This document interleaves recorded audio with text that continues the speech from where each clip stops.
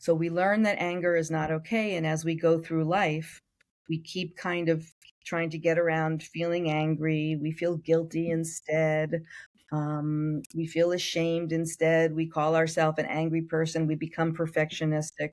But all of a sudden, the anger builds up and it's just too much to hold down. And then we get a whopping depression that's pushing that down, where everything, the mind just figures out. It's not as if it's like a thought out concept. It's just Yeah. what happens with this stress on the nervous system. The stress on the nervous system from pushing down the emotion, the science will say, will decrease the amount of serotonin and other neurotransmitters that the brain is making. Because to do what we need to do, the body needs to be healthy emotionally and physically, and it's all connected. So I stop making serotonin as much as I Mm. need to, and then I start to develop symptoms of depression. I can't sleep, or I sleep all the time. I don't feel like doing anything. I can barely get dressed and take a shower. My appetite changes. And now all of a sudden we're in this depressed state. What do we do?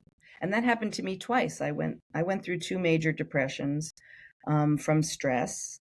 I didn't know about emotions. This was before I had ever seen the change triangle. Mm. My sister said, "You seem Mm. depressed." And I was like, "Oh yeah," because sometimes we don't even know we're in a defense. It's like it's like we just are in it. We can't see ourselves. It's much easier for for us to see other people and for other people to see us than for all of us to see ourselves. Yeah.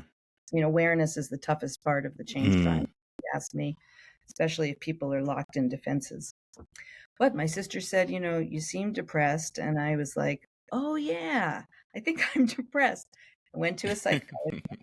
They gave me Prozac. I took Prozac for 6 months, which raises the serotonin level so I could function again. And and then it happened one more time. Once I saw the change triangle and I started to validate my emotions and experience them, I hadn't had a depression since then.